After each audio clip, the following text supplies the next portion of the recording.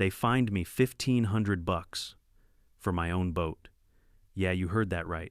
The HOA marched down my driveway, taped an orange notice to my front door, and declared my lake community property. What they didn't know was that the deed sitting in my safe doesn't just cover the shoreline, it covers every inch of that shimmering 30-acre lake they've been fishing in for years. So when they tried to ticket me, harass my family, and even burn down my shed to force me out, I decided to teach them a lesson they'd never forget. Let's just say when the sheriff showed up and I handed him the property map, the HOA president's smile sank faster than her overpriced base boat. Before we dive into how I turned their fake fines into felony charges, comment where you're watching from and what time it is right now. And don't forget to hit subscribe because this is one HOA story you'll want to watch all the way to the close. I grew up on that lake. Before the HOA existed, before the cookie-cutter houses and matching mailboxes, it was just open land pine trees and the sound of water lapping against the dock my father built with his own hands. My parents bought this property back in the 1972 when the county was still a patchwork of dirt roads and barbed wire fences. My dad Henry was a carpenter with a stubborn streak, and my mom Laura taught 4th grade at the small school a few miles away. Dad always said he didn't buy land, he bought peace.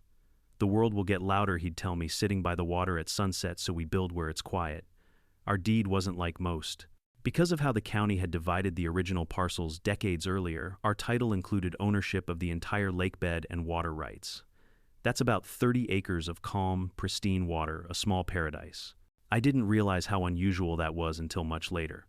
To us, it was just home. For most of my childhood, we were the only house out here.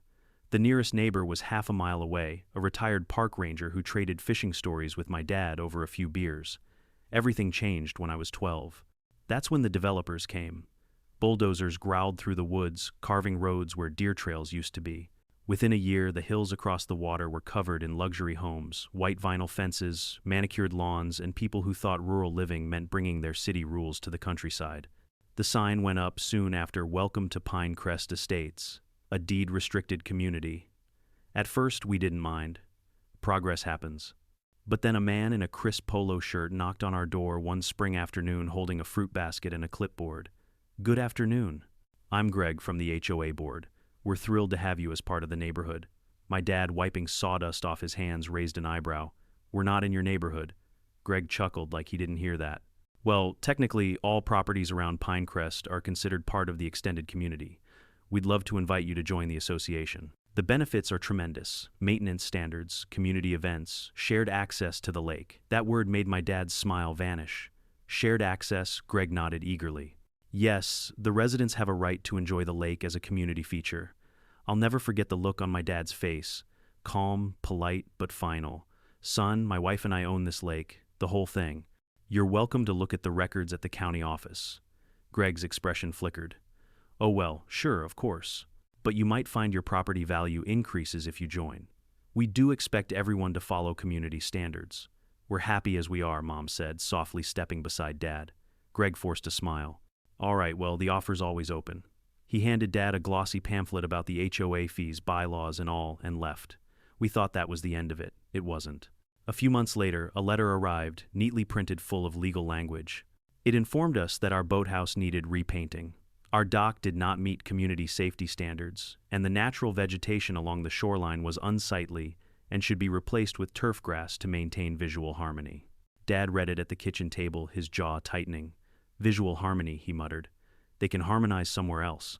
He crumpled the letter and tossed it into the fireplace. That should have been enough to send a message.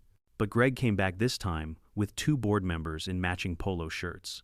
They stood in the yard, pointing at our house, the dock, the flower beds, like surveyors on a mission. I watched from the window as Dad crossed his arms, saying little. When he came back inside, his voice was steady, but I could hear the frustration simmering underneath. "They're trying to strong-arm us into joining their little club," he said. "Told me our rustic aesthetic is lowering their property values." Mom frowned. "Can they make us change anything?" No, Dad said firmly. "We're not under their jurisdiction, but they sure acted like we were." Within weeks, more letters came. Some requests, some warnings. HOA members began strolling down our driveway like they were inspecting a public park. A few even walked right up to the dock to fish. When Dad confronted them, they smiled like they were the ones doing him a favor. "It's a community lake," one of them said. Our dues pay for neighborhood improvements.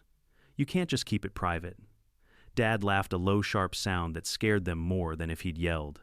Buddy, my parents didn't build this house, and I didn't grow up here just for you to tell me what I own. You're trespassing.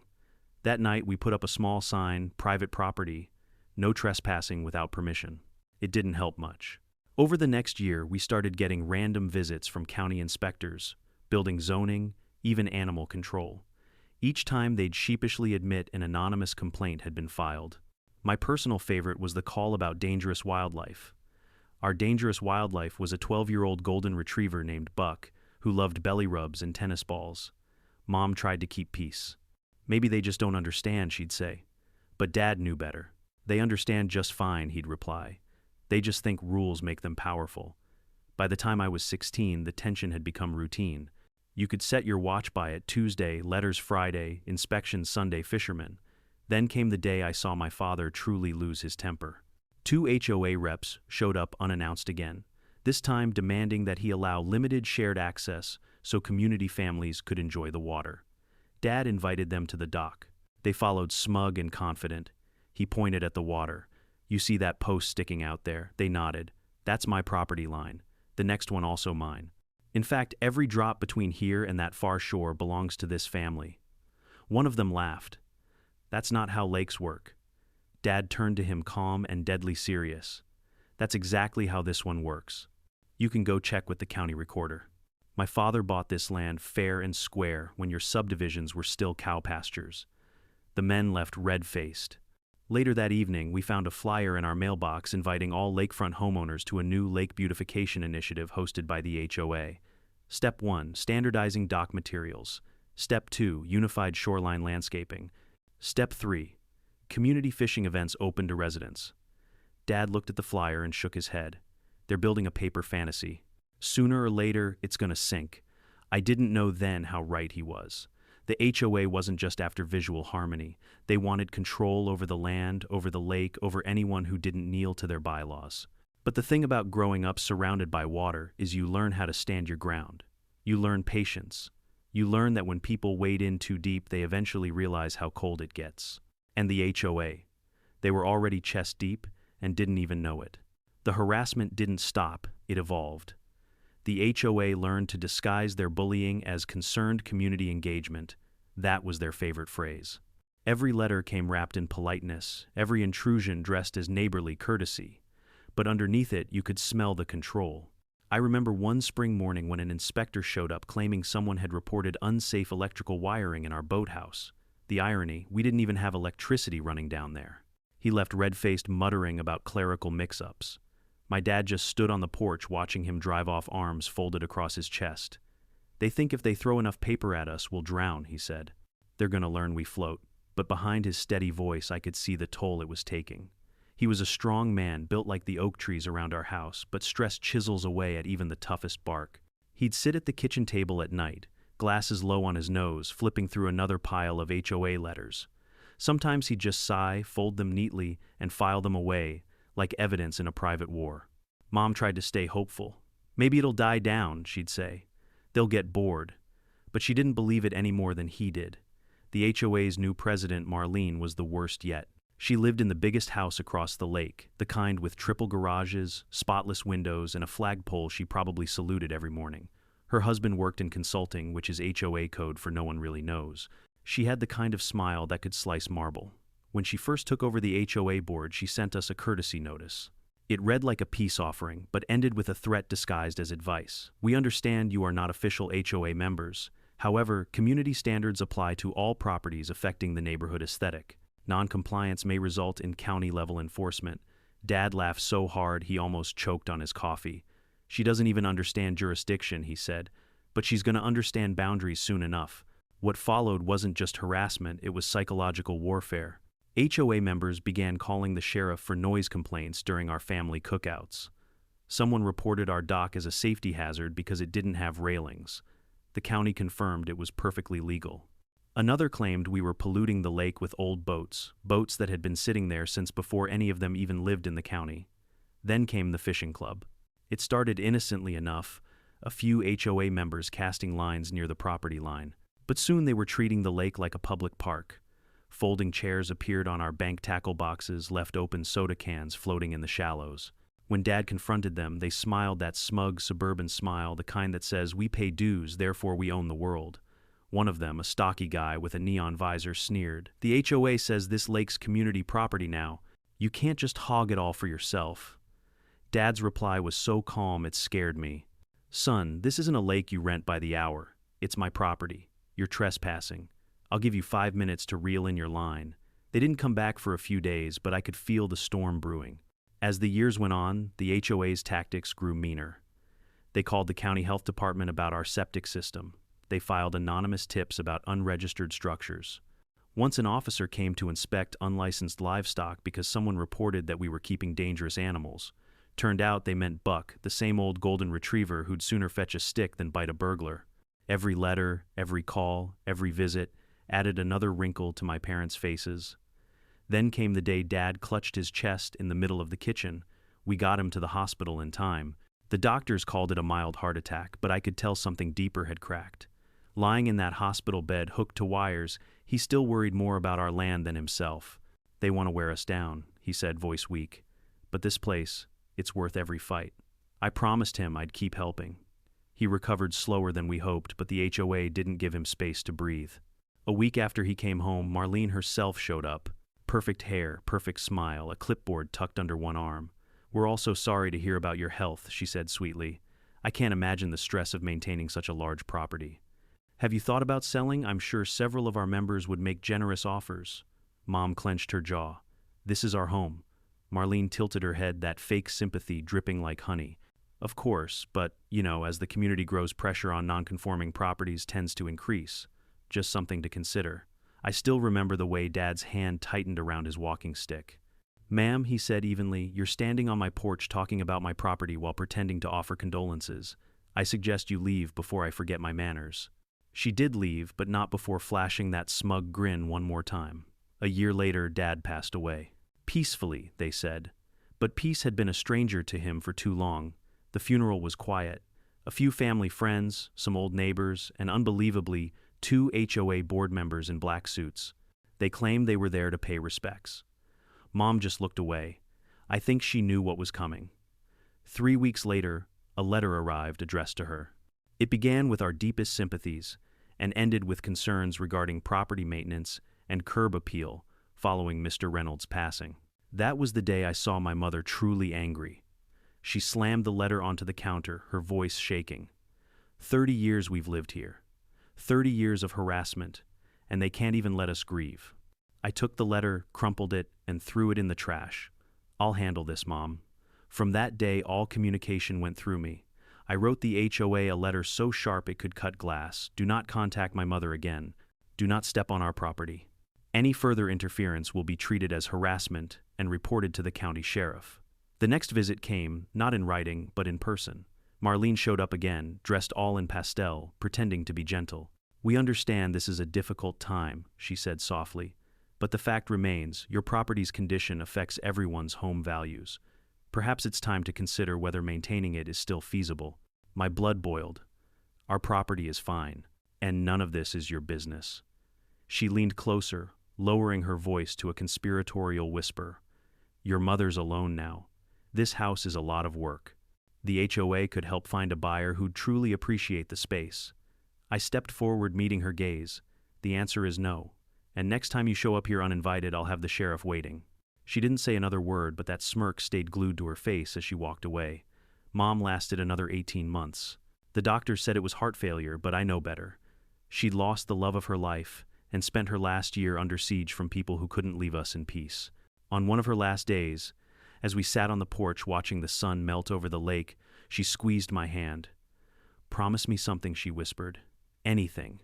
Don't ever let them take this place from you. This lake is your father's legacy. Yours too." I promised her, and I meant it. After her funeral, I stood at the edge of the water, the same spot where my dad used to fish every morning. The lake was perfectly still. For the first time in my life, I understood why he called it peace. But peace only lasts until someone tries to steal it. I had lost my parents. The HOA had taken enough. Now it was my turn to make them regret every letter, every threat, every fake smile. And it all started with one simple decision: I was done being polite. Grief changes you. For me, it turned into energy, the kind that doesn't let you sit still. After Mom passed, I couldn't stand the quiet. The house was too still, the lake too silent. Every ripple on the water reminded me of her voice. Every creak of the dock felt like my father's footsteps echoing back. So instead of letting that silence swallow me, I filled it with something new. I decided to start a small business, nothing fancy, just something that would keep me busy and keep the lake alive the way my parents would have wanted. I called it Lake Day Rentals. A handful of kayaks, a few canoes, 2 paddle boats, and a small shed by the dock to store the gear. I went through all the right channels: permits, insurance registration, even a business license from the county. Everything was legitimate. By early spring, I was open for business. And for a while, it was beautiful. Families would come by on weekends, kids laughing as they splashed around couples taking sunset paddles across the lake.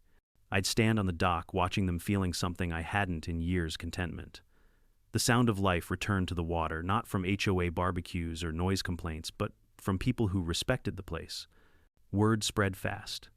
Locals loved that it wasn't overcrowded like the public lakes. By the second month, I even started thinking about expanding, adding fishing, kayaks, maybe a few small rowboats. That's when the HOA noticed. It started one morning in early June. I walked down to the dock with a cup of coffee and stopped cold. There, taped to the door of my storage shed, was a bright orange notice that screamed, "Notice of violation," in bold capital letters. The rest read like a bad parody of government paperwork. Unauthorized commercial activity and structures on community property. Fine $1,500. All boats and related equipment must be removed within 7 days to avoid further legal action. I laughed out loud. A long, genuine belly laugh that probably scared the ducks. Community property. This was my property, every inch of it, every plank, every fish under the water. They still didn't get it. I pulled the paper off the door and crumpled it into my pocket. I figured that would be the end of it. Spoiler alert, it wasn't. 3 days later, while I was showing a young couple how to use the paddles, a golf cart came speeding down my gravel driveway. I didn't need to guess who it was. Marlene. Same pastel cardigan, same smug smile, clipboard in hand, like she was auditioning for the Stepford Enforcers. "Excuse me," she called out loud enough to interrupt my customers. "I need to speak with you about your ongoing violations." I turned to the couple, forcing a calm smile. "Give me 1 minute, folks."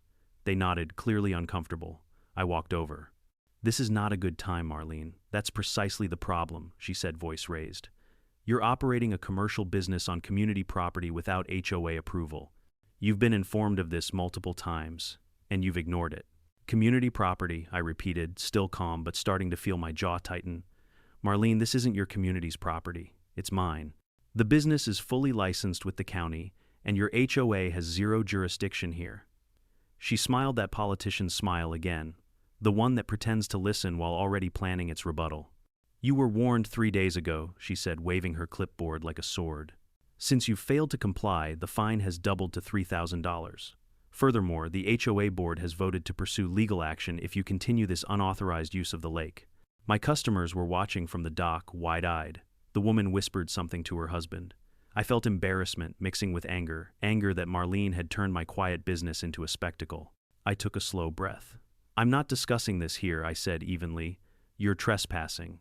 Leave my property." "The lake is a community resource," she snapped.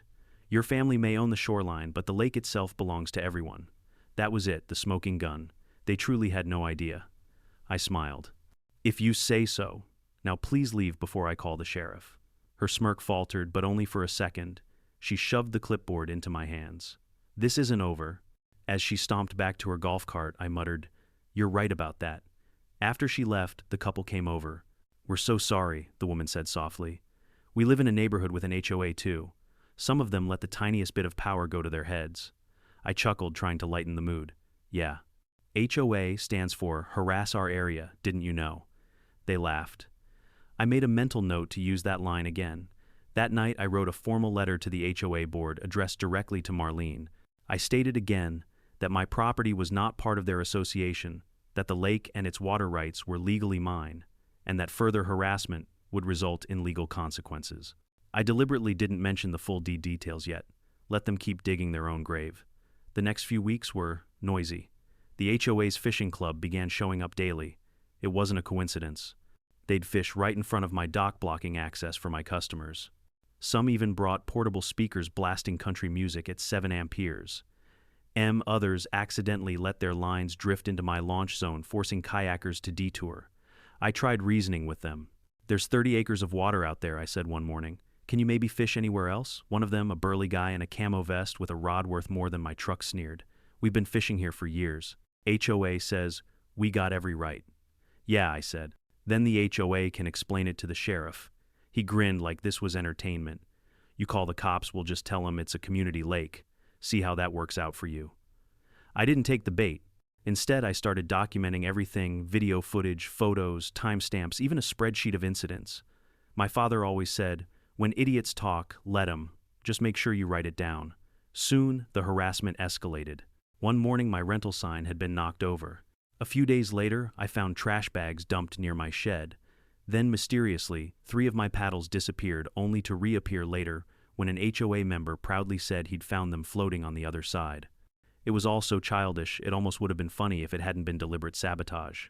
And then came the online reviews. Fake Google accounts started popping up. "Lake Day Rentals is illegal, unsafe, unlicensed business. Owner is hostile to community members." Each one had the same phrasing. Each one was posted within minutes of each other, and every one of them had no profile photo. Marlene's fingerprints were all over it. I contacted the platform to report the fake reviews, but it takes time to prove something like that. Meanwhile, my small-town reputation started to take hits. Bookings slowed down. Locals began asking if I was still allowed to operate, so I doubled down. I installed security cameras on the dock, motion lights, and a second lock on the shed. I even upgraded my insurance policy because when you're surrounded by people this petty, you prepare for the worst. And still, I refused to shut down. I could feel my parents with me in spirit, especially my dad. He'd face them with quiet dignity, but I had a different weapon strategy. Let them play their games. Let them print their fake fines, call their fake inspectors gossip at their little meetings. They were still playing checkers. I was already setting up chess. Because I knew something they didn't. This wasn't community property. It wasn't even shared access. Every drop of water, every fish, every blade of grass along the shoreline, they all belonged to one name on one deed. Mine. And sooner or later, they were going to find out the hard way. The nastiness had been getting worse every week, but even in my worst imaginings, I didn't picture flames roaring up the side of my shed at 2 in the morning. It was Buck, my dog, my little shadow that saved me from sleeping through it. He started barking like someone had robbed the moon, a frantic, high-pitched alarm that pulled me from the fog of sleep. I stumbled to the window and saw the orange glow licking the trees beyond the dock.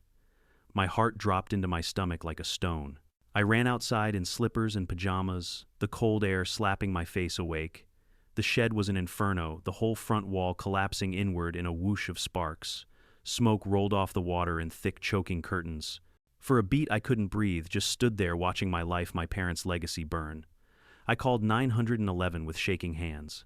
The neighbors thought it was fireworks until the sirens cut through the night. The fire trucks arrived like a second storm. We fought it, but pieces of my business, kayaks, paddles, life jackets, decades of small repairs, and family memories were lost in the heat. The fire inspector arrived at dawn and said 2 words that landed like blows: accelerant detected. Arson. The physical loss was bad enough. The emotional punch was worse. Those boats were more than inventory.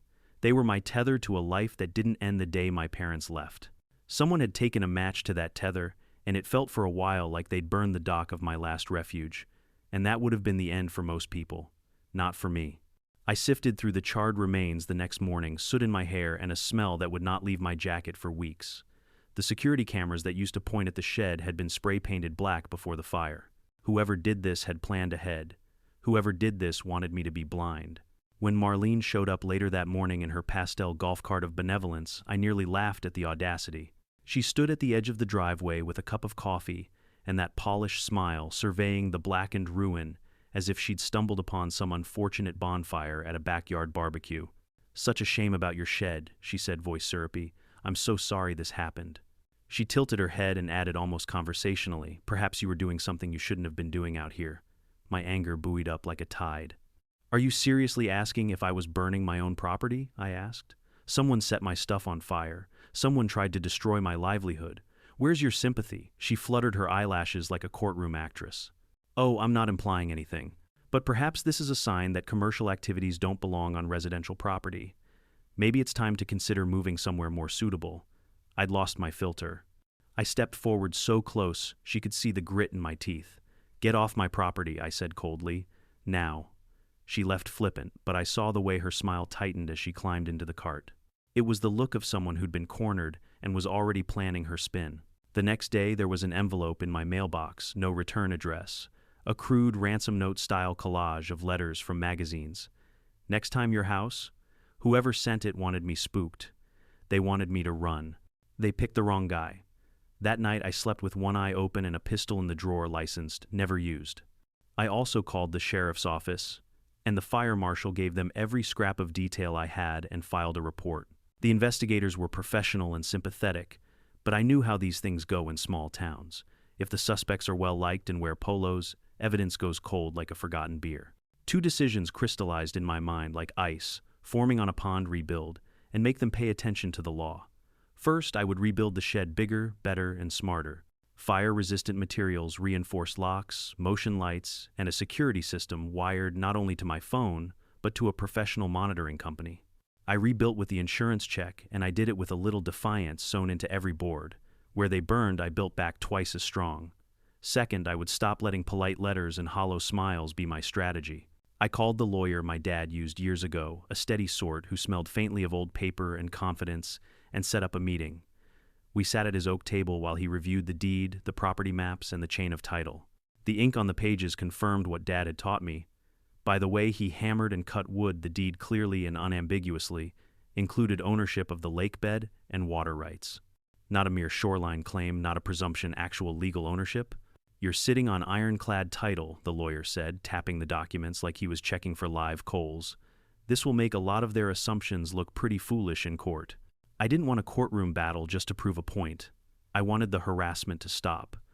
But there's a difference between wanting peace and letting predators keep prowling. The lawyer advised a two-pronged course. First, send certified legal notices to every household in the HOA, clarifying the property lines and revoking any informal permission the family had assumed they had.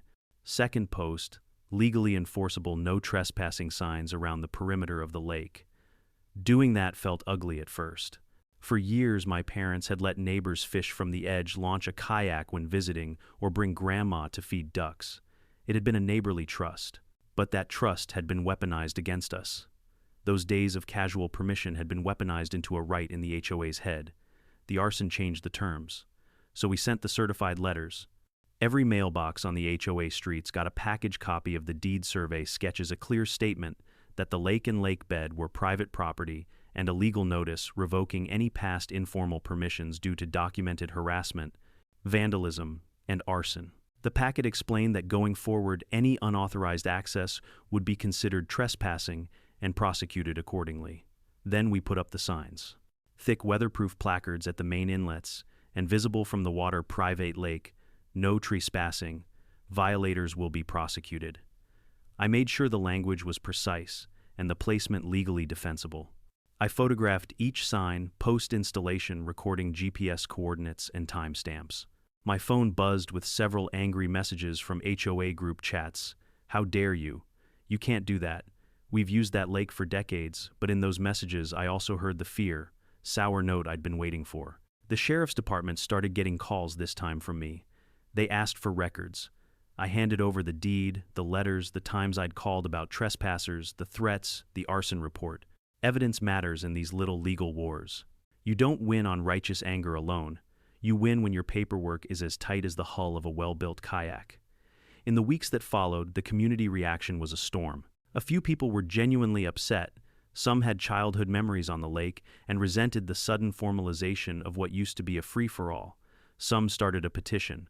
The HOA president posted thinly veiled rants on a neighborhood forum. But more important than any outrage was this: the harassment slowed. Maybe they were afraid of the sheriff showing up. Maybe they were embarrassed. Maybe they were plotting. But they gave me breathing room I hadn't had in a long time. And breathing room was all I needed to rebuild both the shed and the strategy. The fire had tried to take my livelihood and burn my peace to ash. Instead, it relit something hotter: resolve. I would rebuild with insurance money and legal teeth. I would shore up the dock and the law. They'd started a war of attrition. They'd picked the wrong shore. 2 weeks after the fire, the last of my private property, no trespassing signs went up. heavy-gauge aluminum reflective lettering bolted into cedar posts and sealed with concrete. They gleamed under the sun like a wall of silver shields around the lake. That same morning, the certified letters my lawyer sent to every HOA household started landing in mailboxes. Each envelope carried a legal explanation of the property boundaries, the full text of my lake ownership, and a copy of the 1974 deed. Every word was written in plain English, so there could be no confusion anymore. By noon, I knew the news had detonated.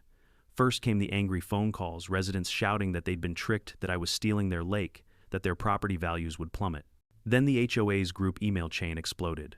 Someone leaked the entire conversation to my neighbor Thomas, who lived on the edge of the community but never joined their nonsense. He printed it and brought it over. "Thought you'd want to see this circus," he said, handing me the stack. The messages were gold. Marlene predictably led the charge. "This man is delusional. He does not own the lake. We will challenge his fraudulent claims and continue to enforce HOA rules as usual." Another member chimed in. "He's bluffing. No one can own an entire lake. That's public water." And then buried halfway down the thread came a message from a resident named Linda, a real estate attorney. "Actually, he can. If his deed includes the lake bed, he's within his rights. You should verify before making statements that could be considered defamatory." The thread went dead for 6 hours after that. By evening, I heard from Thomas again. "They're calling an emergency meeting tomorrow. Marlene's apparently losing her mind." "Good," I said. "Maybe she'll finally meet reality." The next day, I didn't attend the meeting. I wasn't invited, of course, but Thomas filled me in afterward. According to him, it was chaos. Marlene tried to open with her usual air of authority, reading from a statement about community integrity and historic lake access. But halfway through, several homeowners interrupted, demanding she show proof that the HOA actually had jurisdiction over the lake.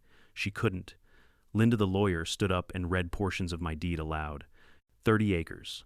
Lake bed ownership, water rights, legally binding and recorded at the county clerk's office. Thomas said the room went silent, except for Marlene's pen tapping nervously on her clipboard. That silence lasted all of a minute before the shouting began, half the room accusing Marlene of misleading them, the other half demanding legal action. Marlene promised to consult the HOA's lawyer and ended the meeting early. When Thomas told me all this, I could barely suppress my grin. "Sounds like they're starting to realize they've been swimming in someone else's pool," I said. "Yeah," Thomas replied, chuckling. And the lifeguard finally showed up. The next few weeks felt like a long simmering storm. The HOA was embarrassed, but too proud to back down. Marlene started sending out newsletters, insisting they were reviewing the legal status of the lake. Meanwhile, the fishing club doubled down on defiance. I'd catch them almost daily now, folding chairs on my shoreline, beer cans tossed in the water, and rods dangling across my dock like some kind of challenge. The first time I confronted them after sending the letters, Duke, their self-proclaimed fishing club president, stood up smirking. "Afternoon, pal. Just enjoying a little sunshine," he said, reeling in a line that was clearly cast from my bank. "You're trespassing," I told him. "You got my letter. You saw the signs." He shrugged. "HOA says your claim's bogus. Until they say otherwise, this lake's ours to use." "You sure about that?" I asked, quietly holding up my phone. The screen glowed with a red recording icon. His smile faded a little. "You threatening me?" "No," I said. "Just documenting." They left 10 minutes later when the sheriff's cruiser rolled up. Deputy Carter stepped out, nodded at me, then turned to the group. "Gentlemen, this lake is private property. You've been warned. Don't let me catch you here again." Duke grumbled something under his breath about elitist nonsense as they packed up their gear. Carter leaned over to me before leaving. "They'll push it again, but keep recording everything. We'll handle it by the book." I nodded. "I'm counting on it." A week later, Marlene fired her next volley, a letter from the HOA's lawyer threatening legal action for discriminatory denial of community amenities and violation of historical usage rights. My lawyer laughed out loud when he read it. "This is a bluff," he said. "They're claiming easement by usage, but your parents' title predates their development. Legally, they don't have a toe in the water." "Then let's call it," I said. "They want a fight. Let's give them one." He drafted our counter-response, a precise professional hammer of legalese. It cited every harassment incident, the false inspection calls, the fake violation fines, the phishing interference, the defamatory online reviews, and of course the arson. The letter ended with a clear statement. Any continued attempt to assert control over Mr. Reynolds' property, including the lake and associated shoreline, will result in immediate legal action for harassment, defamation, and attempted conversion of private property.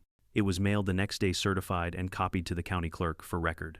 From that point, Things took on a rhythm they'd provoke. I'd document the sheriff would show up. Every test they ran just made them look worse. A group of teenagers from the HOA snuck onto the lake at night to make a point by posting TikToks of themselves fishing under the stars. I called Carter, and within 20 minutes, 2 squad cars rolled in. The kids were escorted home, embarrassed, scolded, and trembling once their parents learned the sheriff had issued trespassing warnings. Marlene tried to spin the incident as a misunderstanding. Carter corrected her publicly. "No misunderstanding," he said. "Private property posted signage documented ownership. You're lucky he's being patient." It was the first time anyone had ever told her no in front of her followers. You could practically hear her ego crack.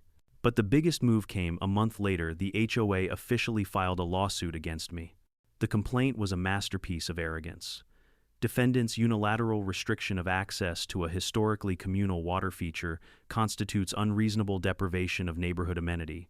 They demanded I remove the signs grant water, lake access to all residents, and pay damages for the emotional distress of being denied fishing privileges. When my lawyer called to tell me, I laughed so hard I nearly dropped my phone into the water. "They just walked into a trap," he said, grinning through the receiver. "We'll file our counterclaim first thing Monday."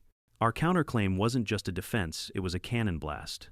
It listed every documented act of harassment, every fabricated violation, every public defamation, every trespass call, and included the sheriff's reports and the arson investigation.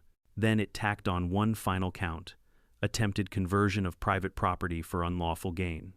Translation: they weren't just annoying, they were trying to steal. My lawyer also filed for a motion to dismiss their suit as frivolous and sanctionable, meaning we'd ask the judge to make them pay our legal fees for wasting the court's time.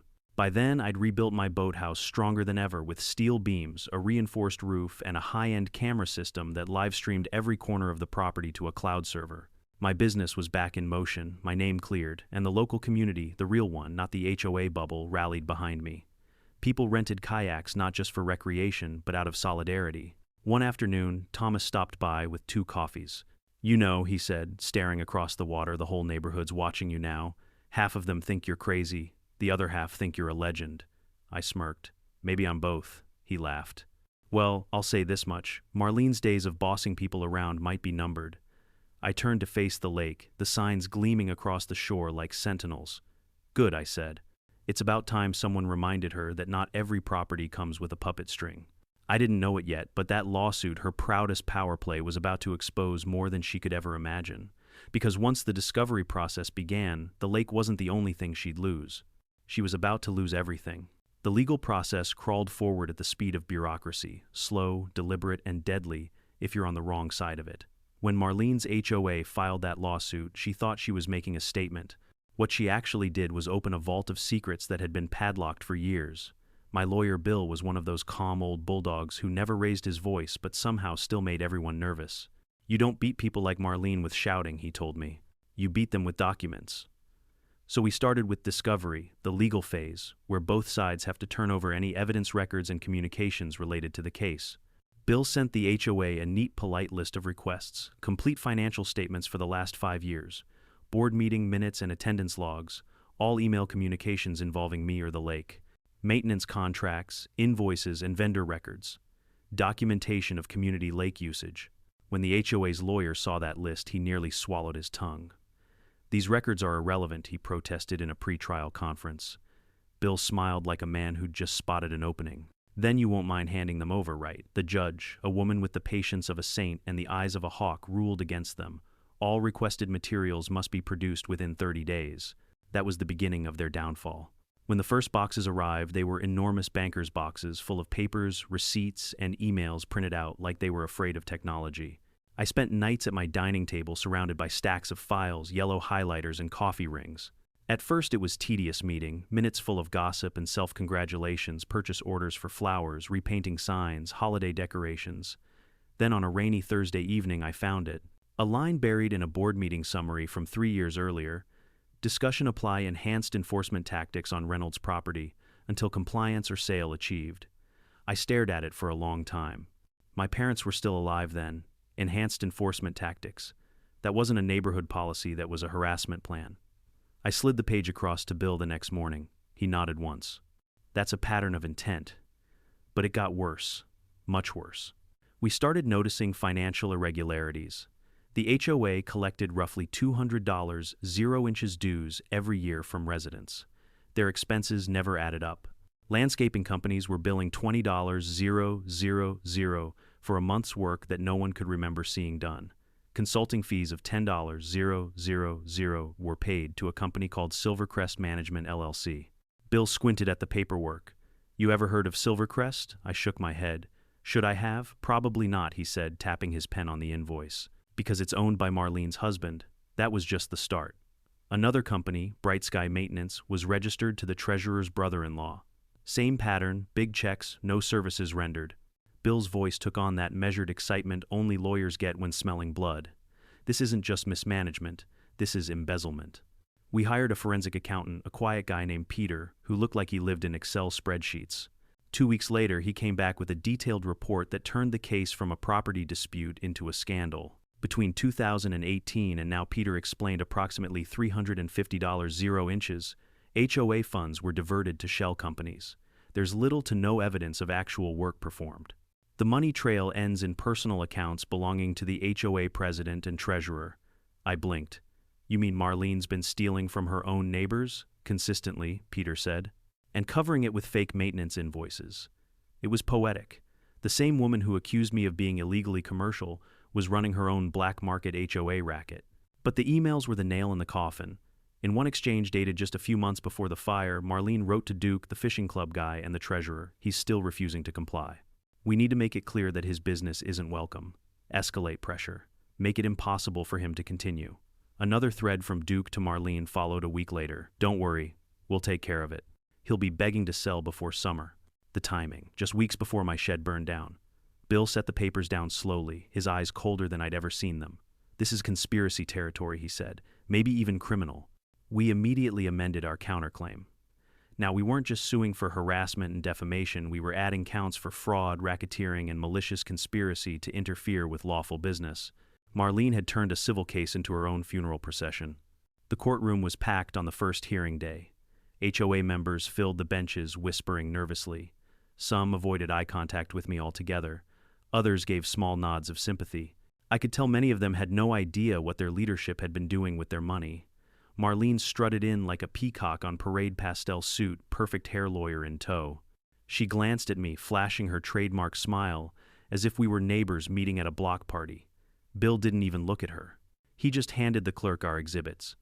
The hearing started with the HOA's lawyer insisting that the financial records were irrelevant. The judge wasn't having it. "Counsel, your client's credibility is at issue. The court will hear it." Bill stepped up, clicking the projector remote. On the screen appeared a simple spreadsheet comparing HOA dues with actual expenditures. Then beside it, bank transfers to Silvercrest Management. Dates, amounts, signatures. The judge leaned forward. "Who authorized these payments?" Bill smiled faintly. "The plaintiff, Your Honor, Mrs. Marlene Ward, HOA president." The color drained from Marlene's face. Her lawyer objected, claiming character assassination. The judge waved it off. Objection overruled. "These numbers directly reflect on motive." Bill wasn't done. "We'd also like to submit Exhibit D email correspondence between the plaintiff and other HOA officers demonstrating deliberate intent to pressure and harm the defendant's livelihood." He read one line aloud: "Escalate pressure. Make it impossible for him to continue." The room went completely still. You could hear the fluorescent lights hum. The judge turned slowly to Marlene. "Mrs. Ward, do you wish to respond to this?" Her lawyer stood up quickly. "Your Honor, given the new information, my client would like a short recess to confer." "Granted," the judge said curtly. They left for the hallway. When they came back 20 minutes later, Marlene's smile was gone. Her lawyer's collar was soaked with sweat. He cleared his throat. "Your Honor, my client would like to explore settlement options." Bill didn't even flinch. "Your Honor, the defendant has no interest in a settlement. Given the criminal implications of this evidence, we intend to forward all documentation to the district attorney's office." The judge nodded. "That is appropriate. And for the record, the court finds the HOA's claims baseless and the defendant's ownership of the lake fully substantiated. The plaintiff's lawsuit is dismissed with prejudice." The gavel hit like thunder. Marlene slumped in her chair. A few HOA members gasped. The treasurer started crying quietly. The judge wasn't done. Furthermore, the financial irregularities presented today warrant formal referral to law enforcement for investigation. She looked directly at Marlene. Mrs. Ward, I strongly advise you to cooperate. When court adjourned, she practically ran out of the room. Bill turned to me, shaking my hand. Congratulations, he said, his voice calm but proud. This is more than a win, it's an exposure. I didn't smile yet. I was still absorbing it, the weight of years of harassment suddenly shifting off my shoulders like a heavy coat. But when I stepped outside into the sunlight and saw a few of her former allies whispering behind her back, I finally allowed myself a grin. The story wasn't over. Criminal investigations take time. Civil damages take months. But I'd won something far more important that day, my peace. The HOA had tried to bury me in paperwork, fines, and lies. But in the end, they dug their own grave, with every fake invoice, every email, every arrogant assumption that no one would ever check the math. And the next phase, the fallout was going to be glorious. The morning after the verdict, the air around the lake felt different.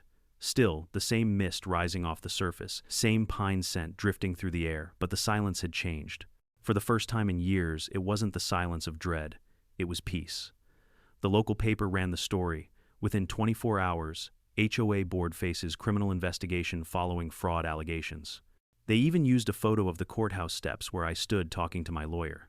My phone buzzed non-stop that day, neighbors, reporters, even a few HOA members offering awkward apologies. Within a week, the dominoes started falling. The treasurer resigned, first citing personal reasons.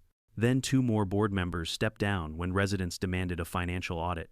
By the end of the month, the district attorney had formally charged Marlene and the treasurer with multiple counts of embezzlement, fraud, and misuse of community funds. Duke, the fishing club loudmouth, was also brought in for questioning about the arson. When the news broke, I sat on the dock that night with Buck lying beside me, staring at the water's reflection. The lake looked like liquid glass, perfect, unbothered. I remember whispering, "They tried to own you. Now they'll answer to you." But winning in court didn't mean everything suddenly got easy. The HOA was still technically operating leaderless, angry, and fractured. Residents didn't know what came next. Some wanted to dissolve it entirely, others feared losing structure, and a few diehards still believed Marlene was some kind of misunderstood visionary. That's when Thomas came knocking. He was one of the few people who'd stayed civil throughout the chaos, mid-40s, practical and allergic to drama. He showed up one afternoon wearing work gloves and a sheepish grin. "Got a minute?" he asked. "Sure," I said, setting down my wrench. "I just came from a community meeting. They, voted me in as interim HOA president while we sort this mess out." He scratched the back of his neck. "Believe me, I didn't volunteer. They needed someone who doesn't scream during meetings." I chuckled. "Sounds like you're the adult in the room." "Barely." He hesitated, then added, "Look, I wanted to come here personally to apologize for everything. For what they did to your family, for how long we all looked the other way. Most of us didn't know about the fraud or the harassment, but that's no excuse." I studied his face, no script, no fake sympathy, just sincerity. "Apology accepted," I said quietly. He nodded, relieved, but he hadn't come just for that. "We wanted to ask about the lake." I raised an eyebrow. "The lake, yeah." He sighed. "A lot of residents grew up fishing here. Their kids did too. Since the ban, they've been pretty heartbroken. Now that the board's changed, we were wondering if there's any way to work out something fair, a system that respects your ownership but still lets folks enjoy it responsibly." I didn't answer right away. My first instinct was to shut it down completely. After everything they'd done, the idea of opening the lake to anyone from that neighborhood again made my stomach twist. But then I remembered something my mother used to say, "Don't let bitterness decide what peace should look like." "I'll think about it," I said, "but it has to be on my terms. Rules, fees, and zero tolerance for harassment." "Fair," Thomas said, smiling for the first time. "That's already more generosity than anyone expected." Over the next few weeks, the transformation in the community was almost surreal. The HOA, once a fortress of self-importance, collapsed under the weight of its own corruption. The remaining residents voted to dissolve it entirely and form a voluntary neighborhood association. No mandatory dues, no fines, no power to control private property. Just neighbors helping neighbors. Thomas became the first president of the new group, though he refused the title. Coordinator, he called himself. Less ego that way. He and I met several times to draft what became the Lake Access Agreement. It allowed residents to buy seasonal passes, limited, controlled, and conditional.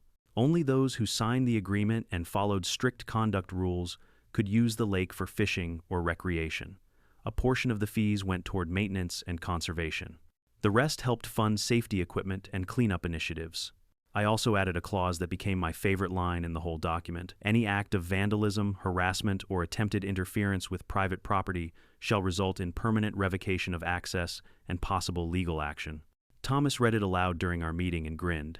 That's the don't mess with the owner clause. Exactly, I said. When the new passes launched that spring, something amazing happened. Not only did people sign up, they followed the rules.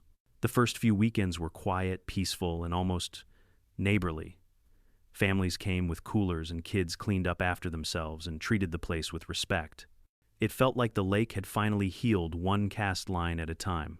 Meanwhile, justice was catching up with the old guard. Marlene and the treasurer both took plea deals after the DA threatened to add racketeering charges. She ended up with 3 years in prison and a restitution order requiring her to repay the stolen funds. The treasurer got 18 months and community service. As for Duke, the self-appointed king of the fishing club, turns out one of his buddies rolled on him during questioning. He confessed that Duke had set the fire under Marlene's encouragement. Duke was convicted of arson and conspiracy and sentenced to 5 years in prison. I attended every hearing. I wanted them to see me sitting there alive, unbroken, owning the lake they'd tried to take. When the judge read the sentences, I didn't cheer or gloat. I just felt something inside finally settle. It wasn't revenge anymore. It was closure. By the following summer, Lake Day Rentals was thriving again. I'd expanded the fleet, added guided nature tours, and even partnered with local schools for environmental education programs. The irony wasn't lost on me. The same lake the HOA once tried to control was now teaching kids about respecting property and nature. The Voluntary Neighborhood Association worked with me on conservation efforts too. We organized cleanups, built birdhouses, and replanted native grasses along the shoreline. People who once viewed me as the grumpy lake guy now waved when they paddled by. Thomas and I would sometimes sit on my porch sipping coffee and shaking our heads. "Can you believe this used to be ground zero for drama?" he'd say. "Still is," I'd reply with a smirk. "Only now it's the good kind." He laughed. "You realize, right, that the new folks have no idea what went down here." "Good," I said. "Let them think it's always been this way. Peace doesn't need a backstory." 2 years later, I decided to take one last step, a permanent one. I worked with a land trust organization to create a conservation easement on the lake and the surrounding buffer zones. It legally protected the area from ever being developed or controlled by any future HOA corporation or local authority. The lake would stay, as it was natural, private, and safe for generations. When the paperwork was finalized, I felt something lift off my chest. For the first time in decades, I knew no one could ever bully, threaten, or find their way into owning what my parents built. That evening, I walked down to the dock with Buck at my side, watching the sun spill gold across the water. The reflection shimmered like a promise kept. "This one's for you, Mom." "For you too, Dad," I whispered. "You were right, the world did get louder, but I learned how to keep it quiet." Looking back, the lesson isn't about winning a lawsuit or humiliating a corrupt HOA.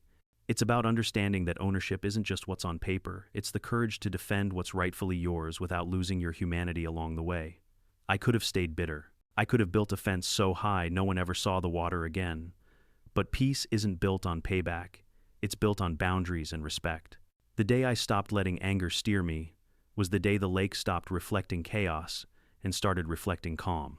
If you're watching this, and you've ever been bullied by a neighbor, an HOA, or anyone who thinks authority equals ownership, remember the law might be slow, but truth has a way of surfacing just like the lake after a storm. So tell me in the comments, have you ever had to stand your ground against unfair rules or power-hungry neighbors? And if you enjoyed this story, don't forget to like, share, and subscribe. Because next week, we've got another HOA tale that'll make you thankful your mailbox doesn't say notice of violation.